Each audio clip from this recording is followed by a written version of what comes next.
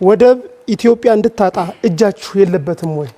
ምክንያቱም ብልጽግና የኢህአዴግ ወራሽ ስለሆነ ከሶማሌላንድ ጋር የነበረው ውልስ የደረሰ ስለ ወደብ ብዙ ጊዜ ስታወሩ ይሰማል። ነገር ግን ከሶማሌላንድ ጋር የነበረን ግንኙነት የት እንደደረሰ የኢትዮጵያ ሕዝብ ምንም አያውቅም። ያን ለኢትዮጵያ ሕዝብ ግልጽ ማድረግ ትችላላችሁ ወይ? ዛሬ ከሶማሌ ጋር እንዲሁ በአንካራ መስማማታችንም ይታወቃል። ይህ ውልስ የት ደረሰ? ከዛ በኋላ ቴክኒካዊ ድርድሮች ይካሄዳሉ ተብሎ የት እንደደረሰ የኢትዮጵያ ሕዝብ በዚህ ላይ ምንም የሚያውቀው ነገር የለም። በአጠቃላይ ወደብ ለማግኘት መጀመሪያ የእርስ በርስ ጦርነቱን ማቆም፣ ፍትህን ማስፈን አይቀድምም ወይ? ብልጽግና ከችኩል ያልበሰለና ከዲፕሎማቲክ ደረጃ የወረደ አካሄድ የሚቆጠበው መቼ ነው? ምን ያህል ታሪክ እንዳጠኑ አላወኩም፣ ግን የኢትዮጵያ ወደብ እንድታ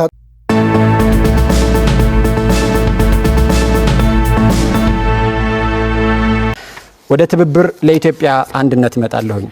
የመጀመሪያው ጥያቄ በኢሃፓ ላይ የሰፈረውና ኤርትራ የኢትዮጵያ አካል ናት የሚለው የትብብሩ አቋም ነው አይደለም? የትብብሩ አቋም ነው። ኢትዮጵያ ኤርትራ የተገነጠለችበት መንገድ በህወሓት ችኩል ውሳኔ እና ለተባበሩት መንግስታት ድርጅት ልመና ላይ የተመሰረተ እንጂ በደም ታስቦበት የተደረገ አይደለም። የድንበር ማካለሉም በአግባቡ ያልተከናወነ ነው። ኢትዮጵያ ህዝቦች፣ የኤርትራ ህዝቦች በደንብ ያልመከሩበት ውሳኔ ስለሆነ ጥያቄያችሁ የድንበር ይገባኛል ጥያቄ ነው ወይስ ኤርትራ የኢትዮጵያ አካል ናት የሚል ወደ ኢትዮጵያ የመጠቅለል ጥያቄ ነው? የኤርትራና የኢትዮጵያ ህዝቦች ከዚህ በፊት እንደተባለው በደም፣ በታሪክ፣ በባህል፣ በሃይማኖት የተሳሰሩ ህዝቦች ናቸው። ይሄማ የኢትዮጵያና የሶማሌ ህዝቦችም እኮ በተመሳሳይ መንገድ በደምና በዘር የተመሳሰሉ ናቸው። ይሄን ነው ምክንያት የምታደርገው? በአሁኑ ሰዓት የተለያዩ ሀገሮች እንደሆነ የታወቀ ነው። ኢትዮጵያና ኤርትራስ? የተለያዩ ሀገሮች ናቸው ኢትዮጵያና ኤርትራ በአሁኑ ሰዓት። ነገር ግን አንድ ህዝብ አንድ ሀገር የሚሆኑበት ፕሮባቢሊቲ ግን ይኖራል። በደንብ ከተሰራ፣ ቅንነቱ ካለ፣ ኮሚትመንቱ ካለ። ምን በማድረግ ነው ኤርትራን የኢትዮጵያ አካል የምታደርጉት? እንግዲህ ይሄ ለውጥ መንግስት የተባለው እንደመጣ የነበረውን ግንኙነት እናስታውሳለን። ያ በጥሩ ስምምነት ላይ የተመሰረተ በሀቀኛ ድርድር ላይ የተመሰረተ ቢሆን ኖሮ ኢትዮጵያና ኤርትራ አንድ የሚሆኑበት ሁኔታ ሁሉ ሊፈጠር ይችል ነበረ።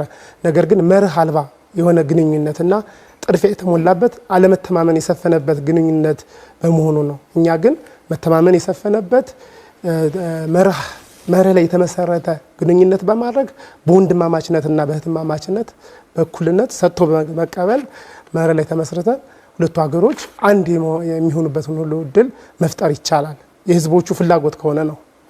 የህዝቦቹ ፍላጎት መሆኑን ሳታረጋግጡ የእናንተን እሳቤ ነው እንጂ ያስቀመጣችሁት ነባራዊ ሁኔታውን ከግምት ውስጥ አስገብታችሁ አይደለም። አሁንም ቢሆን የህዝቦቹ ፍላጎት ከሆነ የምትሉት የህዝቦቹ ፍላጎት ሆኖ ሐሳብ አረጋችሁት ወይስ የህዝቦቹ ፍላጎት ሊሆን ይችላል ብላችሁ ምኞት አደረጋችሁት? የኢትዮጵያ ህዝቦች የኤርትራ ህዝቦች ፍላጎት እንደሆነ በተለያየ መድረክ የሚገልጹበት ሁኔታ አለ። ሁለቱ ሀገሮች የተለያየ ሀገር በመሆናቸው እንደተጎዱ በተለያየ ጊዜ የገለጹበት ስለሆነ እዛ ላይ ተመስርተን የህዝቡን የራሳችን ወደ ፖለቲካ ማኒፌስቶ ውስጥ ከተት ነው ማለት ነው። ከህዝቡ ነው የምንነሳው፣ ምን ወክለው ህዝብ እስከሆነ ድረስ። ኤርትራን በተመለከተ ያላችሁ አቋም ላይ በአንድ በኩል ኤርትራን የኢትዮጵያ ግዛት አካል እናደርጋለን ትላላችሁ፣ በሌላ በኩል አሰብ የኢትዮጵያ ናት ትላላችሁ። ከሁለቱ ቅድሚያ የምትሰጡትና ከሁለቱ ይሳካል ብላችሁ የምታስቡት የትኛውን አቋም ነው?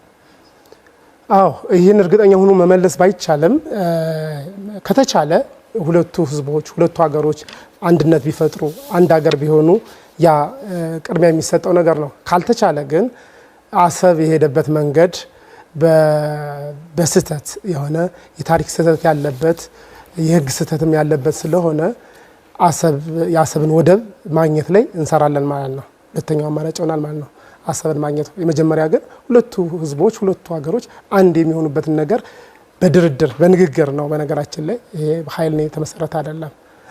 እንደዛ እንሰራለን። አሰብን በተመለከተስ የሉዓላዊ ግዛት አካል ማድረጉ ተቀባይነት ካላገኘ አሰብን ወደ ኢትዮጵያ የማምጣት ስትራቴጂ እንዳላችሁ ነው እያስቀመጣችሁ ያላችሁት። እንጠቀልልሃለን ያላችሁት ሀገር አልጠቀለልም ካለ በኋላ አሰብን እንደገና እንድትወስዱ የሚፈቅድላችሁ ይመስላችኋል? ሁለት የተቃረነ ሀሳብ እኮ ነው እያቀረባችሁ ያላችሁት። በኃይል አይደለም እንጠቀልላለን ያልነው፣ በንግግር በድርድር በውይይት ነው ሁለቱ ህዝቦችን ያማከለ። አሁን ያለው የኤርትራ መንግስት እናንተ የምታቀርቡትን ሀሳብ አይደለም ሊቀበለው ሊሰማው የሚፈልግ ይመስላችኋል? ይሰማዋል። ምክንያቱም መጀመሪያው ጠቅላይ ሚኒስትር አብይ አህመድ የኖቤል ሽልማት የተሸለሙበት ነገር እናስታውሳለን። የነበረውን በጣም መልካም ግንኙነት ያንን ነገር መመለስ ቢቻል ኖሮ በስምምነት ላይ በመርህ ላይ ብንመሰረት ኖሮ ይሰማ ነበር። አሁንም መመለስ ይችላል። የትኛው መርህ ነው ኢትዮጵያን እና ኤርትራን አንድ የሚያደርገውና ኤርትራ መንግስትን አሳምነው የኢትዮጵያ አካል ግዛት እንዲሆን የሚያደርገው? ከመርሁ በፊት ንግግር፣ ድርድር፣ ምክክር ያስፈልጋል። ከዛ በኋላ ነው መርሁ ሊጻፍ የሚችለው ማለት ነው። የኤርትራ መንግስትን በተመለከተ እናንተ የግዛት አንድነት እናመጣለን ከኤርትራ ጋር እያላችሁ ባላችሁበት ወቅት የኤርትራ መንግስት የኢትዮጵያን የግዛት አንድነት ለማናጋት ጥረት እያደረገ ያለ ኃይል ነው። እሱን ማስታገስ ይቀድማል ወይስ ኤርትራን የኢትዮጵያ ግዛት አካል? ምንድነው የኤርትራ መንግስት ኢትዮጵያ ውስጥ አሁን እያደረገ ባለው ነገር ላይ የትብብሩ አቋም?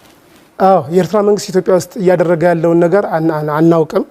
ነገር ግን ጦር ማስጠጋታቸውን እናውቃለን። ድንበር አካባቢ የኢትዮጵያ መንግስትም ድንበር አካባቢ ጦር አስጠግተዋል። ይህ ስህተት ነው ብለን እናምናለን። ሁለቱ ጎረቤት ሀገሮች የትኛው ሀገር ድርጊት ነው ስህተት? ሁለቱም ሀገሮች ጦራቸውን ከድንበር አካባቢ ማራቅ አለባቸው። እናንተ መንግስት ብትሆኑ የኤርትራ መንግስት ጦር ቢያስጠጋ እናንተ ጦራችሁን ነው የምታርቁት? መጀመሪያ የኤርትራ መንግስት ጦሩን ለምን አስጠጋ የሚለው ጥያቄ መመለስ። ምክንያቱም ምንም ይሁን ካስጠጋ ጦር ለመከላከል ታስጠጋላችሁ ወይስ ያስጠጋ ብላችሁ ትፈቅዱለታላችሁ? ካስጠጋ መጀመሪያ ግን መቅደም ያለባቸው ነገሮች አሉ። ከኛ የሚጠበቅብን ስራ ሰርተናል ወይ? ከተንኳሽ ድርጊቶች ተቆጥበናል ወይ? የኢትዮጵያ መንግስት የኤርትራ መንግስትን ተንኩሶታል ብላችሁ ታምናላችሁ? የመርህ ስህተት አለ። መጀመሪያ ማስቀደም ያለበትን አላስቀደም ብለን፣ በነገራችን ላይ ማስቀደም ያለብን በኢትዮጵያ ውስጥ ያለውን የእርስ በርስ ጦርነት ማቆሙ ላይ ነው መስራት ያለብን። በኢትዮጵያ ውስጥ ያለውን የፍትህ መጓደል ነው መፍታት ያለብን። ይህን ሳንፈታ በጎረቤቶች ሀገሮች ጋር ተፈሪ መሆን አንችልም። ዳር ድንበራችንን የኢትዮጵያ ህዝብ ያለበት ከመንግስት ጋር ያለበት ችግር የኤርትራ መንግስት እንዲፈታው መብትና እድል ይሰጠዋል እንዴ? አይሰጠውም። ስለዚህ እናንተ እያላችሁ ያላችሁት እኮ ኢትዮጵያ ውስጥ ችግር ስላለ የኤርትራ መንግስት ጦርን ወደ ኢትዮጵያ ድንበር ማስጠጋቱ ትክክል ነው እኮ ነው እያላችሁ ያላችሁ። አላለም። ኤርትራም ሆነ ማንኛውም ጎረቤት ሀገሮች የውስጣዊ አንድነታችን በተናጋበት ጊዜ ጣልቃ ሊገቡ እንደሚችል ይታወቃል። የዓለም ፖለቲካ የሚያመለክተው ያ ነው። መጀመሪያ የውስጥ አንድነታችንን ማጠናከር፣ ወንድማማችነታችን ማጠናከር፣ ፍትህን ማስፈኑ ላይ፣ ሰላሙን ማረጋገጡ ላይ፣ የእርስ በርስ ጦርነትን ለአንዴና ለመጨረሻ ጊዜ ማቆሙ ላይ ነው ማተኮር ያለብን። ይህን ካደረግን ማንም ጎረቤት ሀገር ሊደፍረን አይችልም ነው እያልኩ። ዶክተር አበባው እናንተ መንግስቱ ናችሁ። አሁን ያለው ሁኔታ ቢቀጥል የኤርትራ መንግስት ጦሩን ወደ ኢትዮጵያ ሉዓላዊ ድንበር ቢያስጠጋ ብቻ ሳይሆን ቢያስገባ፣ ኢትዮጵያ ውስጥ ታጣቂዎች የኢትዮጵያ ሀገረ መንግስትን እንዲያናጉ ቢደግፍ ምን ታደርጋላችሁ? ይሄ መቆም አለበት። ማንም ጎረቤት ሀገር ኤርትራንም ጨምሮ ታጣቂዎችን በማሰልጠን ሰላማችንን መበጥበጥ አይችሉም። ይህንን የመከላከያ ሰራዊትን ተጠቅመን ቴክኖሎጂን ተጠቅመን የህዝባችንን አንድነት ተጠቅመን እንከላከላለን። አሁን እየተፈጸመ ባለው ድርጊት ላይ እንደ ተፎካካሪ ፓርቲ ያላችሁ አቋም ምንድነው? መንግስት ብትሆኑ የምታደርጉትን ነገሩኝ። አሁን ተፎካካሪ ሆናችሁ የኤርትራ መንግስት እያደረገ ባለው ነገር ላይ የትብብር ለኢትዮጵያ አንድነት አቋምና ምላሽ ምንድነው? መጀመሪያ የኢትዮጵያ መንግስት ያልኩት ነው። የእርስ በርስ ጦርነቱን ያቁም፣ ፍትህን ያስፍን። የኤርትራ መንግስትም ታጣቂ ቡድኖችን መርዳት እንዲያቆም የኤርትራ መንግስት ካደረገ ነው። ተጨባጭ ማስረጃ የለንም። በነገራችን ላይ አንተ ነህ እየነገርከኝ ያለው። ካደረገ ተጨባጭ ማስረጃ ከተገኘ እንዲያቆም ጫና እንፈጥራለን ማለት ነው። በየትኛውም ሁኔታ ውስጥ ኢትዮጵያን ከእናንተ ውስጥ አንዱ ፓርቲ እየመራ ኢትዮጵያ ውስጥ አሁን ያለው እንቅስቃሴ የተለየ መልክ ተሰጥቶት ጥቃትና ትንኮሳ ቢፈጸም የትብብር ለኢትዮጵያ አንድነት ምላሽ ምን ይሆናል? ግዛታዊ አንድነታችንና ሉዓላዊነታችን አንደራደርም። የትኛውም ሀገር ጥቃት የሚፈጥር ከሆነ ህዝባችንን ሰላም የሚያናጋ ከሆነ እልቂት የሚያመጣብን ከሆነ ኢኮኖሚው ክስረት የሚዳርገን ከሆነ በጋራ ሆነን ከኢትዮጵያ ህዝቦች ከተለያየ ፓርቲዎች ጋር በጋራ ሆነን የምንመክተው ይሆናል። የኢህአፓን ታሪክ አንስቼ ይሄኛው ጥያቄ ላይ አቋማችሁ መግለጽ እንድትገልጹ ፈልጋለሁ። በ1960ዎቹ የዚያድ ባሬ ወረራ ጊዜ በወቅቱ የነበረው ኢህአፓ የኢሂድሪ መንግስት ወይም ደግሞ ደርግ የኢትዮጵያ ሉዓላዊ ድንበር ለማስጠበቅ የወሰደውን እርምጃ የሁለት አምባገነኖች ጦርነት ነው በማለት የሀገር ክህደት ፈጽመዋል። ያ የሀገር ክህደት ዛሬም ባመቻቸው ሁኔታ ሊፈጽሙት የሚችል ነው የሚል ክስ ይቀርብባቸዋል። ምንድነው ምላሻቸው? በፍጹም ስህተት ነው። አልተፈጸመም እያሉ ነው። አልተፈጸመም። የኢህአፓ መንግስት የሀገር ክህደት ተብሎ ሊወሰድ አይችልም። በዚያድ ባሬ ወረራ ላይ የሚወሰድ ምላሽን የኢትዮጵያ መንግስት ራሱንና ህዝቡን ለመከላከል የወሰደውን ምላሽ የአምባገነኖች ጦርነት ነው ብሎ የኢትዮጵያ መንግስትን በወቅቱ እርምጃውን አለመደገፍ የሀገር ክህደት አይደለም? ኢህአፓ በወቅቱ ታጣቂ ቡድን ነበረ። ታጣቂዎቹም በሶማሊያ ይንቀሳቀሱ ነበረ። ከፍተኛ ጫና ይመጣበት ነበረ። አብረው እንዲሰራ ኢትዮጵያን አብረው እንዲወጉ ተለምኖ እምቢ እንዳለ ነው። እኔ ማስረጃ አለን ተጽፎ በማኒፌስቶችን ላይ የሚሰፈረው ይሄ ነው። ታሪክ የሚያሳየው የሁለቱ አምባገነኖች የኮሎኔል መንግስቱና የዚያድ ባሬ ነው እንጂ የህዝቦች አይደለም። ኢትዮጵያ የምትወስደው እርምጃ ትክክል አይደለም ነው ያለው። በታሪክ ተሰንዶ የተቀመጠ ነው። ታሪኩን እየካዱ ነው ወይስ አቋሙን እየደገፉ? የፓርቲያችን አቋም ይህንን አይገልጽም። አንተ ያልከውን ነገር የነበረውን ታሪክ ተነስቶ አሁንም እንዲህ አይነት ክህደት ሊፈጽሙ ይችላሉ የሚል ስጋት ስላለ ነው ጥያቄ። ኢህአፓ በፍጹም የሀገር ክህደት ፈጽሞ እንደማያውቅ ነው እኔ የማውቀው። የተለያየ ወንድማማችነት ከተለያየ ጎረቤት ሀገሮች ጋር ድንበር መተላለፊያ ይጠቀማል። አሁን የተለያዩ ታጣቂ ቡድኖች እንደሚያደርጉት የጎረቤት ሀገሮችን ተጠቅመው ይተላለፋሉ፣ ድጋፍ ሊያገኙ ይችላሉ።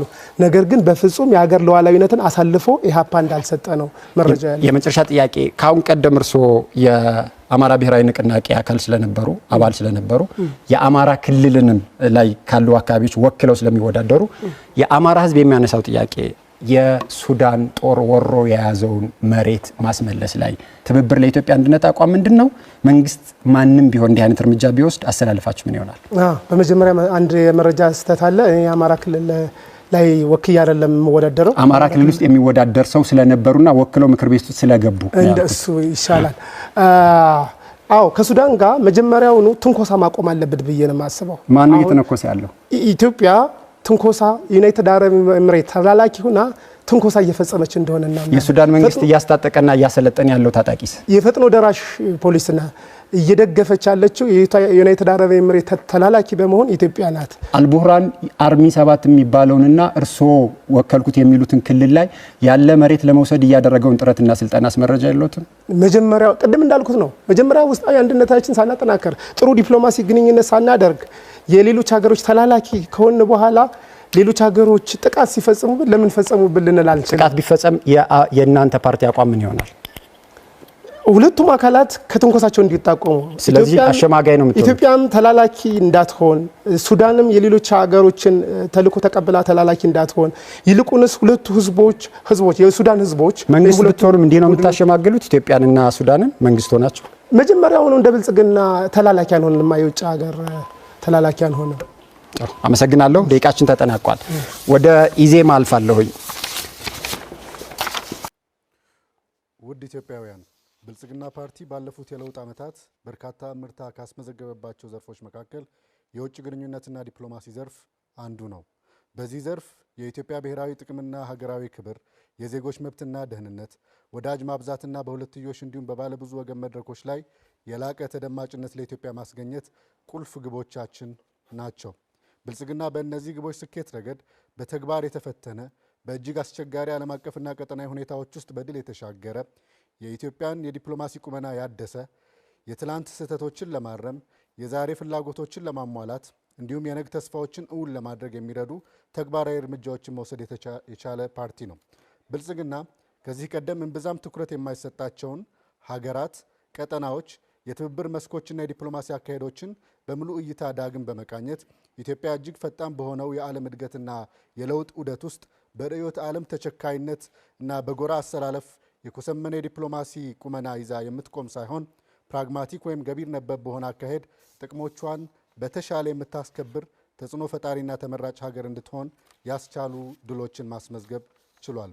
በዚህም የዜጎችን ክብር ማረጋገጥ፣ የኢኮኖሚ እድገቱን ማገዝ፣ ቀጠናዊ የመሰረተ ልማት፣ የኃይል፣ የንግድና የህዝብ ለህዝብ ትስስሮችን ማጠናከር፣ የኢትዮጵያ ተሰሚነትን ማጎልበት፣ በአጠቃላይ በዲፕሎማሲው ዘርፍ ወደ ተምሳሌት ሀገር ለምናደርገው ጉዞ መልካም መሰረት ማስቀመጥ ተችሏል። በቅድሚያ ለጎረቤት መርሃችን በጎረቤት ሀገራት ህዝቦች ዘንድ ኢትዮጵያን መልካም ስም ለማደስ የሚያስችሉ በርካታ ትሩፋቶች ማግኘት ተችሏል። ከጎረቤት ሀገራት ባሻገርም በተለያዩ የዓለም ክፍሎች በርካታ አዳዲስ ወዳጅነቶችን መፍጠር፣ ነባሮቹንም በጋራ ተጠቃሚነትና እኩልነት መርህ ማደስ ተችሏል። ውድ ኢትዮጵያውያን፣ የኢትዮጵያን ብሔራዊ ጥቅምና ሀገራዊ ክብር ለማረጋገጥ ፓርቲያችን ባለፉት ዓመታት አያሌ የውጭ ግንኙነትና ዲፕሎማሲ ስራዎችን ማከናወን የቻለ ሲሆን በዚህም ኢትዮጵያ ከንቁ ተሳታፊነት ወደ ብቁ ተመራጭ የዓለም አቀፍ ግንኙነት ተዋናይ መሸጋገር ችላለች። ብልጽግና የኢትዮጵያ ህልውና ከአባይ ወንዝና ከቀይ ባህር ጋር እጅግ የተቆራኘ መሆኑን በጽኑ ያምናል። በመሆኑም የታላቁ ህዳሴ ግድብ በቆራጥ የፕሮጀክት አመራርና የተሳካ ዲፕሎማሲያዊ ጥረት በመጠናቀቅ ለምርቃት መብቃት ችሏል። በተመሳሳይም ኢትዮጵያ ባልተገባ መልኩ ተገፍታ እንድትርቅ ከተደረገችበት የቀይ ባህር አካባቢ ዳግም በክብር ትመለስ ዘንድ የኢትዮጵያን ሉዓላዊ የባህር በር ጥያቄ ከተዳፈነበት እንዲነሳ ማድረግ የማይቀለበስ ረዥም ርቀት መጓዝ ችሏል። ውድ ኢትዮጵያውያን ብልጽግናን ይምረጡ። የመወዳደሪያ ምልክታችን የስንዴ ነዶ ነው። የስንዴ ነዶ የመደመር አቅም ማሳያ፣ የትላንት ጥረት የዛሬ ፍሬያችንና የነገ ተስፋዎቻችን በመደመር ያላቸው ዋጋ የሚወክል ነው። ነዶ የኢትዮጵያን ሁለንተናዊ ሉዓላዊነት ለማረጋገጥ ትልምም ሆነ መጻኢ ዕጣ ፈንታዋን ለመወሰን እድሉ በእጃችን ያለ መሆኑን የሚያረጋግጥ ምልክታችን ነው። አመሰግናለሁ። የአማራ ብሔራዊ ንቅናቄ አብን ረዳት ፕሮፌሰር ዳምጦ ተሰማ 3 ደቂቃ አለዎት። አመሰግናለሁ። ውድ ኢትዮጵያውያን ከዚህ ተገኝቼ የኢትዮጵያን የውጭ ጉዳይ ፖሊሲና የደህንነት አማራጭ ፖሊሲ ለማቅረብ በመገኘቴ የተሰማኝ ደስታ ገልጻለሁ። የአማራ ብሔራዊ ንቅናቄ የኢትዮጵያን የውጭ ጉዳይ ፖሊሲና ደህንነት ፖሊሲ ከውጭ ወደ ውስጥ ከውስጥ ወደ ውጭ በሁለቱም መልኩ የሚመለከት ይሆናል። ከዚህ ባሻገር የአማራ ብሔራዊ ንቅናቄ ቀደምት ክፍተቶችን በማረም የትርክትና የአተያይ የውጭ ፖሊሲና ደህንነት ፖሊሲ አተያይ ቅርጾችን በማስተካከል እንዲሁም የኢትዮጵያን የብሔራዊ ጥቅም በብዙ አይነት የዲፕሎማሲ መንገድ በማስተካከል ወይ ደግሞ ጥቅሟን በማስከበር ላይ የተመሰረተ ዲፕሎማሲ ያከናውናል። ይህም ሲባል አንደኛው የባለብዙ ወገን ዲፕሎማሲ ይከናወናል። ሌላኛው የፐብሊክ ዲፕሎማሲ ይከናወናል። የሁለትዮሽ ዲፕሎማሲ ይከናወናል ከአብን አንጻር። እንዲሁም በፐብሊክ ዲፕሎማሲ አንጻር የኢትዮጵያ ዲያስፖራ በኢትዮጵያ የሚኖር የተለያዩ ተጽዕኖ ፈጣሪ ኢትዮጵያውያንን በአግባቡ እንደ እምቅ ሀብት ተጠቅሞ የኢትዮጵያ የዲፕሎማሲ አካል ማድረግ የአብን የውጭ ፖሊሲ አካል ነው። ከጎረቤት ሀገራትና ከቀጠናው ጋር በተያያዘም በአይዲዮሎጂካል እስረኛ ከመሆን በተለይ ቀደም ሲል በደርግና ከዛም ወዲህ ባለው በአይዲዮሎጂካል እስረኛ ከመሆን የተነጠለና የኢትዮጵያን የውጭ ፖሊሲ በለዘብተኛ የሊበራል እይታ ውስጥ እንዲያልፍ እንዲሁም የኢትዮጵያ ብሔራዊ ጥቅም ሊከበር የሚችለው አንደኛ በዲፕሎማሲ መስመር፣ ሁለተኛ ደግሞ ውስጣዊ ተገላጭነትን በመቀነስ እንዲሁም አጋር በማብዛት ነው ብሎ ያምናል። ለዚህም አብን አበክሮ ይሰራል። በሌላ መልኩ ቀደም ሲል የነበረውን ከባህር በርና ከቀይ ባህር የመራቅ ወይም የማራቅ የተቀናጀ ዲፕሎማሲ ጫና እንዲሁም ነባራዊ ሁኔታ እሱን የመቀልበስ ስራውን ቀደም ሲል በፖሊሲ ደረጃ ሰንዶ የያዘው በመሆኑ እሱንም ያስፈጽማል ማለት ነው። ከዛ ባሻገር የብሔራዊ ደህንነትን ትንተናን መሰረት ያደረገ የመረጃ እንዲሁም በቴክኖሎጂና በፕሮፌሽናል ኃይል የተደራጀ የመረጃ ኃይል፣ የደህንነት ኃይልና የመከላከያ ኃይል በማደራጀት የኢትዮጵያን ብሔራዊ ጥቅም የሚከበርበትንና ክልላዊ ወይም ቀጠናዊ ቅቡልነቷን ከፍ ሊያደርግ የሚችል የፖሊሲ አማራጭን ይዞ የቀረበ ድርጅት ነው። የአማራ ብሔራዊ ንቅናቄ ባለፉት 7 ዓመታት በኢትዮጵያ ፖለቲካ ውስጥ የትርክት ለውጦችንና የትርክ እይታዎችን በተለይ ከሀገራዊ ጥቅም አንጻር ቅርጽ በማስያዝ የራሱን አስተዋጽኦ ያበረከተ እንዲሁም በአሁኑ ወቅት በኢትዮጵያ ሰላምና በኢትዮጵያ ደህንነት ላይ የራሱን አሻራ ያሳረፈ ያለ ፓርቲ እንደመሆኑ መጠን የመወዳደሪያ ምልክታችን ሰዓት ነው። ሰዓትን ይምረጡ። አመሰግናለሁኝ። ሰዓታችሁም ተጠናቋል። ነጻነትና እኩልነት ፓርቲ አቶ ዘኑር አብዱልሃብ 3 ደቂቃ አለዎት። የተከበራችሁ የኢትዮጵያ ሕዝቦች በመጀመሪያ በነጻነትና እኩልነት ፓርቲ ስም ልባዊ ሰላምታ ማቅረብ እንወዳለን። ለ7ኛው ጠቅላላ ምርጫ ጥቂት ወራት ሲቀረው ሀገራችን ኢትዮጵያ በርካታ ውስጣዊ የእርስ በርስ ግጭቶችና ውጫዊ ስጋቶች ውስጥ ትገኛለች። ብልጽግና ፓርቲ በስልጣን በቆይባቸው 7 ዓመታት ውስጥ ሀገራችን ወደ ከፋ የእርስ በርስ ጦርነት እና ግጭት ውስጥ ገብታለች። በዚህም ምክንያት በሚሊዮኖች የሚቆጠሩ ዜጎቻችን ህይወታቸውን አጥተዋል። በሺዎች ወገኖቻችን ዘላቂ የአካል ጉዳተኛ ሆነዋል። ሴቶች እና አረጋውያን ደግሞ ከባድ የሰብአዊ ክብር ጥሰት ደርሶባቸዋል። በሀገራችን እየተካሄደ ያለው የእርስ በርስ ጦርነት ከፍተኛ ኢኮኖሚያዊ ቀውስ አስከትሏል። ይህም ሀገራችን ከተለያዩ የውጭ መንግስታትና ዓለም አቀፍ ተቋማት የተበደረችውን ዕዳ መክፈል የማትችልበት ደረጃ ላይ አድርሷታል። ከ2 ዓመት በፊት የተፈጠረው የዩሮ ቦንድ መክፈል አለመቻል በዚህ አንድ ማሳያ ነው። ይህም ክስተት የሀገራችን ዓለም አቀፍ የፋይናንስ ቁመና ላይ ከፍተኛ አሉታዊ ተጽዕኖ አሳድሯል። ባለፉት 7 ዓመታት በሀገራችን መልካም መስተዳደር ሙሉ ለሙሉ በሚባል ደረጃ ጠፍቷል። ሙስና፣ ጉቦ፣ ስልጣንና ለአግባብ መጠቀም ተንሰራፍቷል። ወደ ስርዓታዊ ወደ መሆን ደረጃም ደርሷል። ይህም ከቁጥጥር ውጭ የሆነው የገዢው ፓርቲ ብልሹ አሰራር ከሀገር ውስጥ ችግር በመብለጥ አሁን የብሔራዊ ደህንነት ስጋት ሆነዋል። ይህ አሰራር ከቀጠለ የሀገራችን ብሔራዊ ጥቅም ለውጭ ኃይሎች አሳልፎ የመስጠት አደጋ ያደርሰዋል ማለት ነው። ጠንካራ የውጭ ግንኙነት እና የብሔራዊ ደህንነት መሰረቱ የውስጥ ሰላምና አንድነት እንደሆነ ግልጽ ነው። በውስጡ ሰላም ማስፈን ያልቻለ መንግስት በውጭ ግንኙነቱ ስኬታማ ሊሆን ይችላል ተብሎ አይታሰብም። ባለፉት 7 ዓመታት በሚባል ደረጃ አጠቃላይ ከጎረቤት ሀገራት ጋር ያለን ግንኙነት የሀገር ውስጥ ሰላም ደህንነታችን ሊያስጠብቅ በሚችል ደረጃ በዛ ቁመና ላይ ያንን ሊያስጠብቅ በሚችል ደረጃ እየሄደ ነው ለማለት ያስቸግራል። በተለይም ለአብነት ለማንሳት ከሶማሊላንድ ጋር የተፈረመው ስምምነት ከኢጋድ ከአፍሪካ ህብረትና ከሌሎች የአውሮፓና የአፍሪካ የእስያ ሀገራት ጋር ያለን ግንኙነት እንዲሻክር አድርጎታል። ከኤርትራም ጋር የነበረን መርህ አልባ ግንኙነት የሀገራችንን ሉዓላዊነት ሊያስደፍር በሚችል መልኩ ጣልቃ ገብነትን የፈጠረ የዜጎችን ሰብአዊ ጉዳት ሊያደርስ በሚችል ደረጃ ብዙ ሰብአዊና ቁሳዊ ጉዳቶችን ሊያስከትል በሚችል ደረጃ ሉዓላዊነትንም አሳልፎ የሰጠ ነው ማለት ተጠናቋል። ደቂቃው ትብብር ለኢትዮጵያ አንድነት መጋቢ ብሉይ አብርሃም ሃይማኖት 3 ደቂቃ አለዎት። እሺ በጣም አመሰግናለሁ። ውድ ኢትዮጵያውያን ትብብር ለኢትዮጵያ አንድነት ህዝቡ ተባበሩ ወይም ተሰባበሩ ባለው መሰረት ትብብር ቅንጅት በመፍጠር የመጣ ቅንጅት ነው። የዚህ የቅንጅቱ አካል ፓርቲዎች ኢሃፓ፣ መኢአድን ጨምሮ ታላላቅ ፓርቲዎች በዚህ የቅንጅቱ አካል የሆኑበት ሁኔታ አለና ትብብር ለኢትዮጵያ አንድነት ኢትዮጵያን ለማዳን ከጠባብ ብሔረተኝነት ነፃ ለማውጣት የመጣ ነው። ባጭሩ የትብብር ለኢትዮጵያ አንድነት የውጭ ግንኙነት ፖሊሲን ለማቅረብ እሞክራለሁ። ዋና የፖሊሲ መርሃችን መርህ ስለሆነ ፖሊሲ በገለልተኝነት ላይ የተመሰረተ የውጭ ግንኙነት ፖሊሲን እናራምዳለን። በሌሎች ሀገራት የውስጥ ጉዳይ ጣልቃ አንገባም። ከሁሉም በላይ ለጎረቤቶች ቅድሚያ እንሰጣለን። ለምሳሌ ጎረቤት ሀገራት ኤርትራ፣ ሶማሊያ፣ ጅቡቲ፣ ሱዳን፣ ሌሎችም እነዚህ በምስራቅ አፍሪካ ውስጥ ያሉ ጎረቤት ሀገራትን ቅድሚያ እንሰጣለን። ኤርትራን በተመለከተ ኤርትራ በፌዴሬሽን ወይም በኮንፌዴሬሽን እንድትጠቀለል በጋራ ኢኮኖሚያዊ ትስስር እንዲኖር ፍላጎት አለን። ይሄ ሁኔታ በስምምነት ላይ የተመሰረተ ቢሆንም ወደብን በተመለከተ ደግሞ አሰብ የኛም የሆነበትን ህጋዊ ፖሊሲ አስቀምጠናል። ከዓለም አቀፍ ህጎች አንጻር በሰላማዊ መንገድ ይህንን ለማስፈጸም እንንቀሳቀሳለን። ግብጽን በተመለከተም ግልጽ የሆነ ፖሊሲ አለን። እቺ ሀገር የራሷ የጥቅም ጉዳይ ስላለ ለኢትዮጵያ የማተኛ ሀገር መሆኗን ስለምናቅ በጥንቃቄ እንመለከታታለን።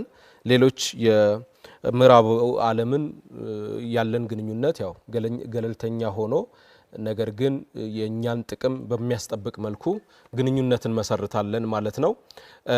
ስለዚህ የተሻለ ሀሳብ በዚህ ዙሪያ ዘርዘር ያለ ፖሊሲ ይዘናል። የውጭ ግንኙነት ፖሊሲ ላይ ደግሞ ሀገራችን ያለፉት 7 ዓመታት የተዋረደችበት አንገቷን የደፋችበት ስለሆነ ትብብር ለኢትዮጵያ አንድነትን መርጦ ኢትዮጵያ ቀና የምትልበትን ወደ ከፍታዋ የምትመለስበትን አማራጭ ማስቀመጥ የተሻለ ይሆናል። ሀገር ለማዳን ቅድሚያ የሚሰጥ ኢትዮጵያዊ ከትብብር ለኢትዮጵያ አንድነት ጎን መቆም ይኖርበታል። ኢትዮጵያ ከፍተኛ የሆነ የህልውና አደጋ አለባት። የማይደፍሯት ሁሉ ደፍረዋታል። አንገቷን ደፍታ ነው የምትገኘው። ስለዚህ እችን ሀገር ለማዳን ትብብር ለኢትዮጵያ አንድነት ጎን መላው የኢትዮጵያ ሕዝብ እንዲቆምና የኛን አማራጭ ፖሊሲ በአግባቡ ተመልክቶ ከኛ ጎን እንዲቆም ጥሬን አስተላልፋለሁ። ድል ለኢትዮጵያዊነት፣ ሽንፈት ለጠባብ ብሔረተኝነት ይሁን። አመሰግናለሁ። ደቂቃው ተጠናቋል። ኢዜማ ክቡራትና ክቡራን በመላው ዓለም የምትገኙ ኢትዮጵያውያን የውጭ ግንኙነት ፖሊሲያችን እንደሚታወቀው ኢዜማ መንግስት ለመሆን ሲወዳደር ካስተዋወቃቸው ከ50 የሚደርሱ የፖሊሲ አማራጮች አንደኛው የውጭ ግንኙነታችን የተመለከተ ነው። የውጭ ግንኙነት ዛሬ ያለን ፖለቲካ ስርዓት መሰረታዊ በሆነ ለውጥ እያስተናገደ መሆኑን እንገነዘባለን። በተለይ ደግሞ ላለፉት ጥቂት አስርተ ዓመታት ዓለምን ሲመራ የቆየው በግልጽና ቀድሞ መገመት የሚቻልበት የህግ የበላይነት የሚመራ የሚባለው የግሎባላይዜሽን እሳቤ አሁን ላይ ሙሉ በሙሉ እየተዳከመ መሆኑን እንገነዘባለን። የአንድ ሀያል መንግስት የበላይነት ወይም ዩኒፖላር አብቅቶለት ዓለም ወደ ብዙ ሀያላን ማዕከላት ወይም መልቲፖላር እየተሸጋገረች ነው። ይህ ሽግግር በታላላቅ ሀያላን መካከል ያለውን ባላንጣነት እጅግ አክርሮታል። የንግድ፣ የቴክኖሎጂ፣ የፋይናንስ ጉዳዮችም የጂኦፖለቲካ መጠቀሚያ ወደ መሆን አዘንብለዋል።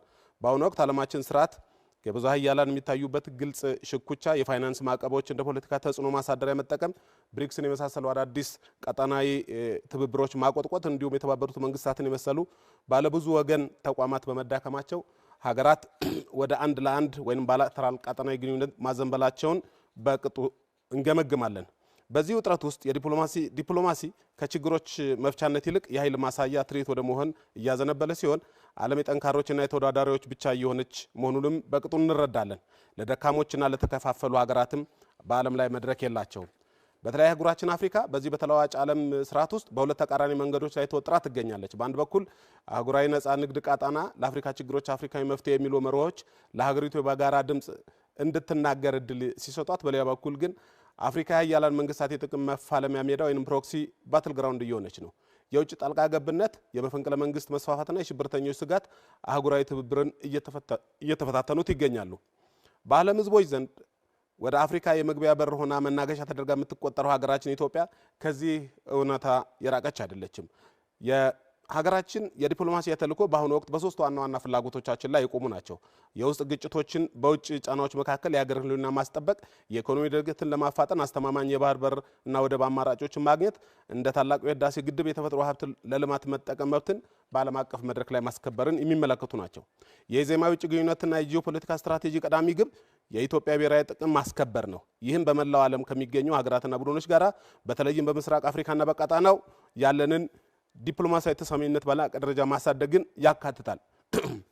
ይህ ጥረት ኢትዮጵያን በቀጣናው በአፍሪካ እንዲሁም በዓለም አቀፍ ደረጃ ተመራጭና ተደማጭ የሰላምና የልማት አጋር ማድረግ ስልታዊ ውሳኔ አካል ነው። ውድ ኢትዮጵያውያን፣ የዛሬው ዓለም ለደካሞች ለተበታተኑ ኃይሎች ቦታ እንደሌላት በመገንዘብ የውጭ ዲፕሎማሲ ወይም የውጭ ግንኙነታችን በዋነኛነት የሚመሰረተው በውስጥ ጥንካሬያችን ላይ መሆኑን ኢዜማ ይገነዘባል። ኢዜማ ለዚህ የሚሆን አማራጭ ፖሊሲ ይዞ ይመጣል። በቀጣዩ አማራጫችን እናቀርባለን። ደቂቃው ተጠናቋል። ክቡራንና ክቡራት፣ የመጀመሪያው ምዕራፍ የክርክራችን ጊዜ ተጠናቋል። በሁለተኛው ምዕራፍ የክርክራችን ጊዜ የፖለቲካ ፓርቲ ተወካዮች ከዚህ ከመድረክ ለሚቀርቡላቸው ጥያቄዎች ምላሽ ይሰጣሉ። የጥያቄው ቅደም ተከተል የሚሆነው ካሁን ቀደም በወጣው ዕጣ መሰረትና ክቡራን ተከራካሪዎች በቆሙበት ቅደም ተከተል ይሆናል። ከብልጽግና ፓርቲ እጀምራለሁኝ። የኢትዮጵያ ብሔራዊ ደህንነት ስጋት ከምን የሚመነጭና ከየት የሚመነጭ ነው? የኢትዮጵያ የብሔራዊ ደህንነት ስጋቶችን በሁለት መንገድ እናያቸዋለን። አንዱ ከውስጥ ካለ ተጋላጭነት የሚመነጭ ነው።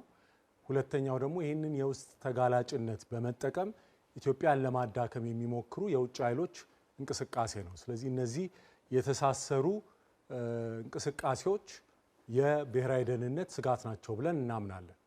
በማኒፌስቷችሁ ላይ የኢትዮጵያ ዕጣ ፈንታ ከሁለቱ ውሃዎች ማለትም ከቀይ ባህርና ከአባይ ጋር የተሳሰረ ነው ብላችኋል። ምን ማለታችሁ ነው? በማኒፌስቷችን ላይ ሁለቱን ታላላቅ የውሃ አካላት በዛ አይነት መንገድ ስናስቀምጥ በእኛ እይታ የኢትዮጵያ መጻኢ ተስፋ፣ እድገቷ፣ አቅሟ የሚወሰነው እነዚህን ሁለት ታላላቅ የውሃ አካላት አባይንና ቀይ ባህርን በአግባቡ መጠቀም ስንችል ነው። አባይን ያለውን ሙሉ የልማት አቅም ስንጠቀም፣ ቀይ ባህርንም ደግሞ እንዲሁ ለሎጂስቲክስ፣ ለባህር ጉዳዮች፣ ለደህንነታችን በአግባቡ ስንጠቀም ኢትዮጵያ ከፍ ትላለች፣ ታድጋለች፣ ትበለጽጋለች ብለን ማመናችንን ነው የሚያመላክተው። አባይ ከኢትዮጵያ የሚነሳ ታላቅ ወንዝ በመሆኑ ምክንያት አንዱ የኢትዮጵያ ዕጣ ፈንታ የሚወስን ነው ብላችሁ ማስቀመጣችሁ ትክክል ሊሆን ይችላል። ቀይ ባህር ግን ኢትዮጵያ በየት በኩል አግኝታውና በየት በኩል ህልውናውን የሚያረጋግጥ ሆኖና በምን መንገድ የምትጠቀመው ሆኖ ነው እንደ አንድ የህልውና ዕጣ ፈንታ መሳይ አድርጋችሁ ያስቀመጣችሁት? በታሪካችን እንደምናየው ከታሪክም እንደምንረዳው ኢትዮጵያ ቀይ ባህርን በቀረበች ጊዜ ቀይ ባህርን በምትጠቀምበት ወቅት ከፍ ያለ የንግድ ትስስር ከፍ ያለ ዓለም አቀፋዊ ተጽዕኖና ግንኙነት ነበራት። በተጨማሪም በቅርብ የተደረጉ የተባበሩት መንግስታት ድርጅት ጥናቶችም እንደሚያመላክቱት አንድ ሀገር የራሱ ወደብ ሲኖረው ራሱ የሚጠቀምበት የባህር በር ሲኖረው እና ሳይኖረው በኢኮኖሚው ላይ ትልቅ ልዩነት ያመጣል። ዶክተር ገዱ የዚህ ሀሳባችሁ መነሻ ታሪክ ነው ነባራዊ እውነታ? ነባራዊ እውነታውንም እየተናገርኩኝ ነው። ነባራዊ እውነታ 20% ያህል የአንድ ሀገር እድገት እንዲቀንስ ያደርጋል የባህር በር አለመኖር። ስለዚህ ይህንን ነባራዊ ሁኔታ ነው መለወጥ የምንፈልገው። ኢትዮጵያ እያደገች ነው፣ ግን የባህር በር ቢኖረን አስተማማኝ የሆነ የራሳችን ወደብ ቢኖረን እድገታችን ከዚህ በላይ ሊሳለጥ በሌላት የባህር በር ዕጣ ፈንታዋ ይወሰናል ስትሉ በሌለ ነገር እንዴት ዕጣ ፈንታ ይወሰናል ብላችሁ አስቀመጣችሁ ነው ጥያቄው። ያለፈ ታሪክ እውነታ ነው፣ አሁን ያለው እውነታ ነው። ዛሬ ሌለን ነገር ትላንት ነበረን፣ ነገ ደግሞ ይኖረናል ብለን እናምናለን። በሰላማዊ ዲፕሎማሲያዊና ህጋዊ መንገዶች ባህር በር እንዲኖረን ማድረግ እንችላለን ብለን ቁርጠኛ አቋምና እምነት አለን። በማኒፌስቶአችሁ ላይ አስተማማኝ የባህር በር ማግኘት ህጋዊና ፍትሃዊ መብታችን መሆኑን ከፍ አድርገን አንስተናል ብላችኋል።